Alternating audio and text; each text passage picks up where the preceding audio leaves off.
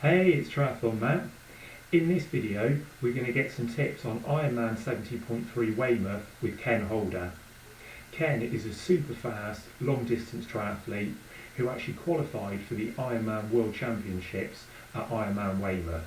So he really knows how to get the most out of this event on race day.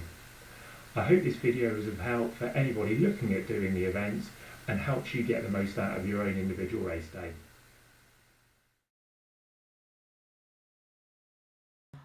The day before race day can often be very stressful. There's a lot of things to do, so prepare yourself as much as you can beforehand. Think about your transition bags, think about your equipment, bag it all up in any old carrier bag, Tesco bag, whatever it might be, and start to think about the sort of equipment you want to take and the eventualities that might be there in relation to the weather and the conditions that you may be racing in. So on race day, best advice I can give you is turn up in Weymouth really as early as you possibly can. I believe that registration on the Saturday opens at 9 o'clock. There's also registration open on the Friday if you're lucky enough to be able to get down there on the Friday. And there's also a number of race briefings as well. You will have to attend the race briefings. I highly recommend that you do. So there's two on Saturday, one at 12 and one at 5 o'clock. And also, in order to help you with your day, there's a unsupervised swim available between 9 and 11. Which I highly recommend that you do, especially if you're not familiar with swimming around the Weymouth Bay. Just give you a good feel for the water, get a chance to get the wetsuit on and to help relax and ease any of the nerves that you may have. Additionally, bike racking times are also available. So they put these in place in order to make it as quick as possible. I would admit, last year when I was trying to get my bike racked sort of late afternoon on the Saturday, I was queuing for quite a long time, so it's really important that if you've got an allocated time slot that you take these, you should alleviate all the queuing and again reduce the amount of stress that you have. Okay, so we're on race day morning, we've finally arrived. Best advice I can give really is arrive really early, or as early as you possibly can. Think about where you're going to be parking, think about the distance you may have to walk from the parking, and just plan everything through. It's definitely worth looking through this and looking at this the day before, so there's no surprises for you in the morning. Make your way down towards Ludmore County Park, which is where transition will be, and also where the swim start will be also. There's going to be a few things you're going to want to do beforehand, so you know you're going to want to check your bike, check your tyres, things like that. Just maybe put a few more bits into your bags, check your nutrition, all of those things. So think about those, have them all ready, and reduce the stresses on that by not having to overthink things. Also, some of you may wish to put your shoes on your bike. That's also something you'll need to do that morning, and things like calibrating power meters, things like that, switching on your Garmin, and all those sorts of things, all things to be considered first thing in the morning. But most importantly, it's about preparing yourself ready for the swim. So we've got 1,900 meter swim. It's going to be in the sea. Some of you may not be too familiar with swimming in the sea. Some of you may train a lot in lakes and open water, or even in the pool. So it's really important that you get down there early, have a look at the environment, familiarise yourself with it, and trying to alleviate any of the nerves that you have. So for our age group athletes, we set off 7 o'clock for our swim. The pros are going off about 10 to 7. Now last year there was opportunity to get into the water, so I made sure I was down at the waterfront for about 6:30, had about 10-15 minutes in the water before they cleared it in order to put the race start in place. Great to get some water in your wetsuit, get a feel for the water. You don't know what the conditions are going to be like. Last year they were absolutely flat. The year before it was a little bit more lumpy, so it's just worth just getting a feel for it and getting yourself out of the water with a bit more confidence, knowing that you know what to expect when you finally enter the water once the gun goes off. Okay. Also, as I said in the previous one, there is a swim session the day before. If the opportunity is there, try and get yourself in the water down in Weymouth, and make the most of that opportunity.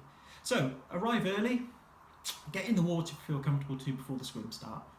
Familiarise yourself with the environment. Have a look at where the boys are. Think yourself through the race. It's really important also that you think about your goggles and your eyewear. So last year in Weymouth, it was a really clear morning, and the sun comes up from the left hand side. You head out on the swim. Now I breathe predominantly on the left, So I had to think about that and the way I was going to adjust myself, because the sun was actually quite bright that morning. But on a cloudy day, it may not be the case. So, think about your goggles, whether you use tinted lenses.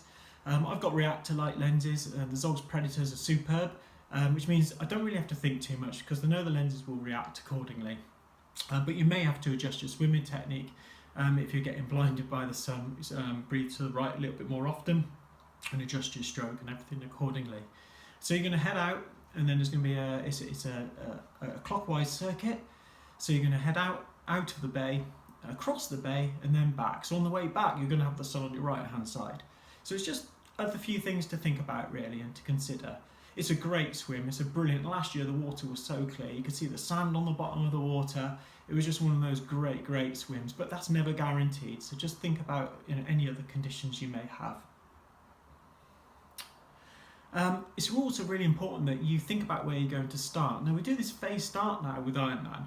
So you can position yourself within the start, and your time doesn't actually click off until the moment you cross the timing map. So if you're a slightly slower swimmer or you're a little bit nervous, it's well worth waiting until all the fast and the speedy athletes have legged it away, and then find yourself some nice clear open water. They usually release sort of 5 to 10 people at a time. So you do end up with space around you, but it is important that you seed yourself effectively.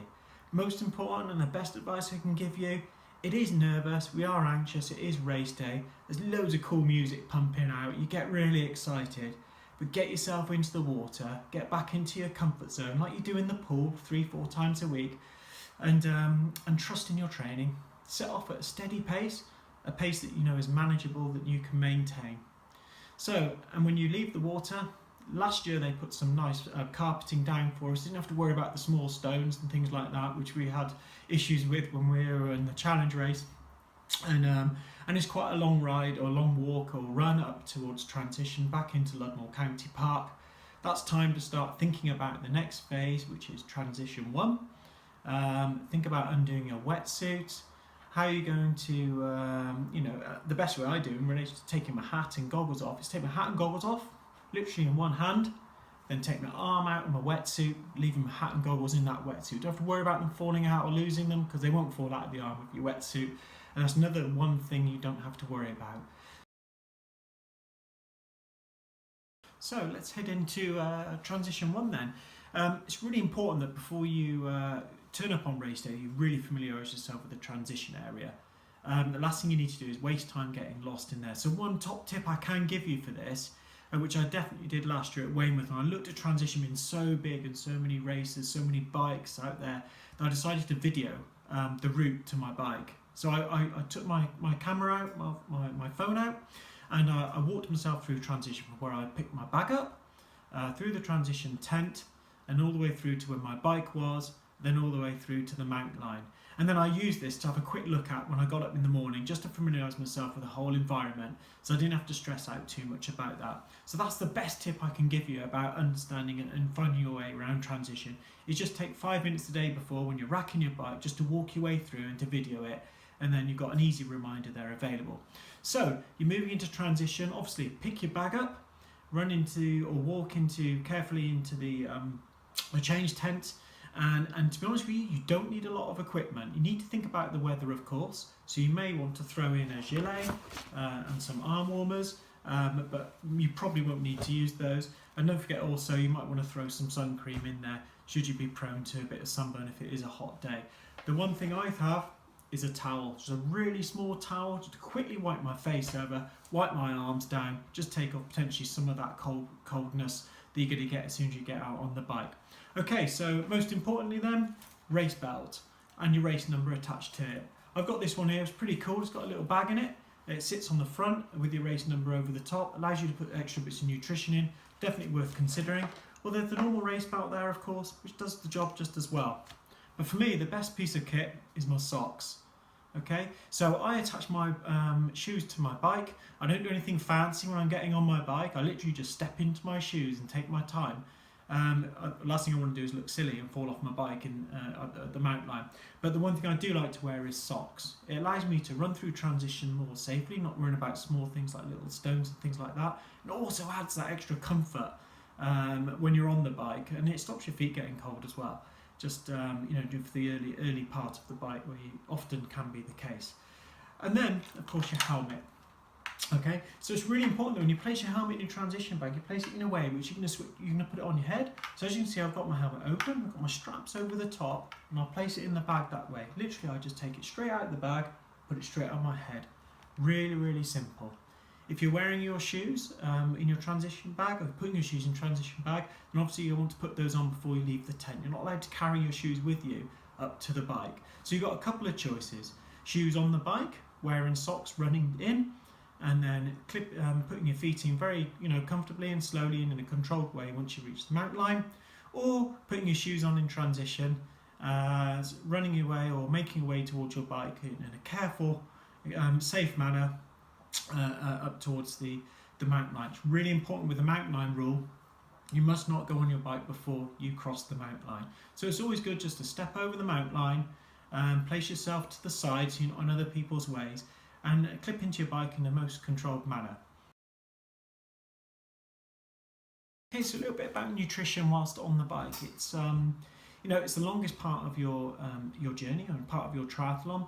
You could be spending as much as 2.5 hours, 3 to 4 hours on the bike. So it's really important that you keep your nutrition levels high. You should have practiced this in your training. You should know exactly what it is that you need in order to function well and to come off the bike as fresh as possible, although you probably will have sore legs. So you can approach the run and hopefully have an enjoyable time on the half marathon you've got to follow. So one of the things I always take, both in middle distance and long distance, is salt tablets. There's a couple of ways in which you can do these. You can carry them on the bike. There's some great little devices around, such as a salt stick here, which gives you a dispenser. You can put the tablets in. These hold about 6.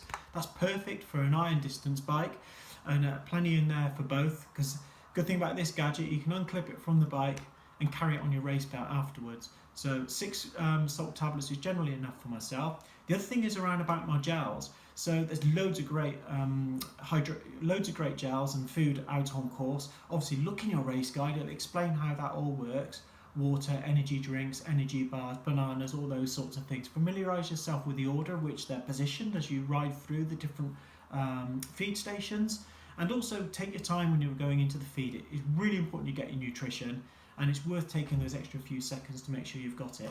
I carry my gels in a bottle. They don't have to be an aero bottle, it could be a normal round bottle. They're all in there. The reason I do that is because I just don't like the rubbish, and it's less chance you're going to get penalised for littering.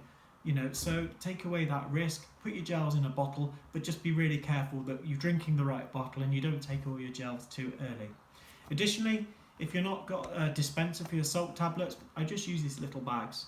And that's where the little pocket comes in on my race belt, or even a small bag on my bike, just to keep those gels in.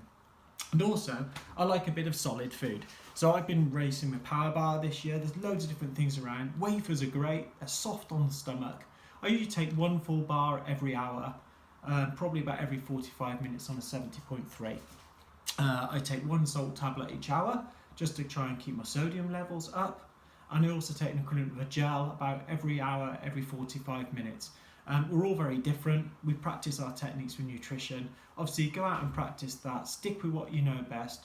But also if you've got your own nutrition, take it. Don't necessarily have to rely on what's available on course.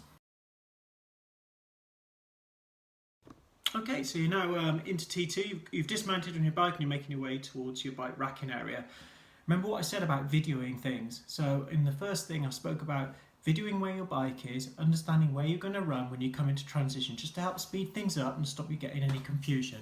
So refer back to that in that last 10k of your bike, start thinking these things through so you're totally ready for transition. Okay, so rack your bike, make your way towards your bag pickup area, and get yourself into the change tent and sort yourself out. Now I keep my transition bag really, really simple from bike to run. I like to feel that you should be able to transition from bike to run really, really quickly. At the end of the day, all you've got to do is flip your race number around, take your race helmet off and put it in your bag, but only after you've taken the other things out. Okay, so what do I have in my bag? I always have a towel. I just like to wipe my face over. It takes me seconds to do that. I've also got a spare pair of socks with talcum powder in it, just in case I just need to freshen up my feet. I find when I'm running a long time, it's nothing worse than not having fresh feet, especially if you've been on a wet bike ride. It's just a little bit of luxury for a few seconds of cost of time. your running shoes. Okay, speed laces are a great idea. I've not got mine fitted in yet. They will be fitted in ready for next week. So it just makes them easier to get on and off. There's loads of different types of speed laces out on the market. The other thing is everyone gets bogged down in what do I need to carry, what I need to do. The most simplest way is to do this. I've got an elastic band, and on there I've got my visor. I love running with a visor. I just find it allows me to get cooling into the top, and it doesn't mean it doesn't overheat. I've got a small bag in here, and in there I've got some emergency nutrition. I've got a power bar gel and a caffeine gel just in case. I'll slip that into the bag on my transition belt just so that I've got it just in case I need it. And of course sunglasses. If you've got a visor on your helmet, you won't have sunglasses with you. You may want to wish to change your sunglasses for the run. Just bundle it all together in an elastic band. You don't need to sit down and be putting that on. As soon as your shoes are on, you rack your bag back up to where it needs to go. You can be on your feet and moving forward. Best advice I can give with the run is just take it easy to start with. It's always very strange when you move from bike to run. So take it slowly. Get yourself to the first feed station, organise your pockets, get things in that whilst you're running, whilst you're moving along, so you're totally comfortable. Take your first bit of hydration on at the first feed, and then you're on your way. Best of luck. So there we are. That's the inside scoop on Ironman 70.3 Weymouth. A massive thanks to Ken for his input. I'd also recommend following Ken on Twitter @CityCycleKen to keep up to date with his progress. And finally, I'd like to give a quick shout out to Ken's sponsors that support him: True Start Coffee, Fusion, and also Salt Stick. Keep Ken going as quick as possible on race day, so check those guys out as well. Catch you next time.